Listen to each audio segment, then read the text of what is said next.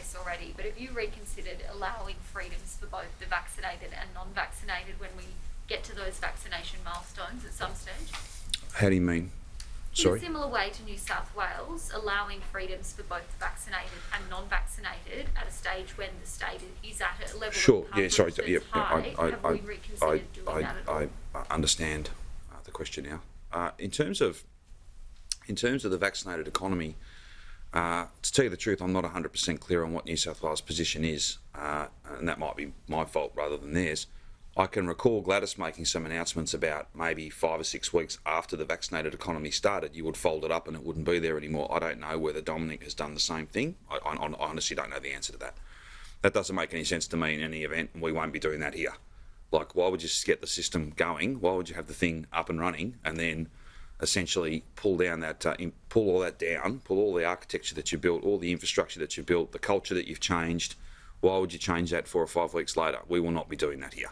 I'm not going to say to someone, oh, look, just wait us out, will you? Just wait 4 or 5 weeks and then you'll be able to go to the pub. No, if you make the judgement to not get vaccinated and you reckon you can wait out us or the publican or whoever you want to think you're waiting out, you won't wait out the virus, because the virus will be here for a long time and your only protection against it is being vaccinated. This will be well into 2022, well and truly into 2022. Then we're going to get into booster issues, so it won't be your first and second dose. It'll be have you had your third, and then the other issue will be, well, who knows what variant's coming? Who knows? Like, we don't. So we've got every reason to be confident. We've got every reason to be optimistic and upbeat. The Victorians have done an amazing job, but that job includes us making some difficult decisions, and that's to keep people who are not vaccinated out of some of those venues that we've been talking about today. How long do you foresee I can't put a date on it. I cannot put a date on it, but I can tell you this: it will not be when we reach 90%.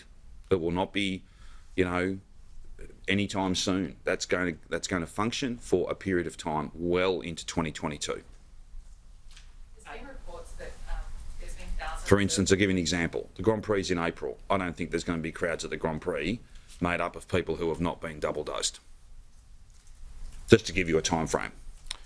Doesn't mean it'll end the day after the Grand Prix, but that just gives you some sense. Please don't play that game of let's just wait them out and then we'll be able to do everything we want to do and have not got jabbed. No, that will not be the case here. And if you make that choice, it'll be a very long wait and you won't outwait this virus. If you're not vaccinated, you'll get it and you've got every chance of becoming very, very unwell.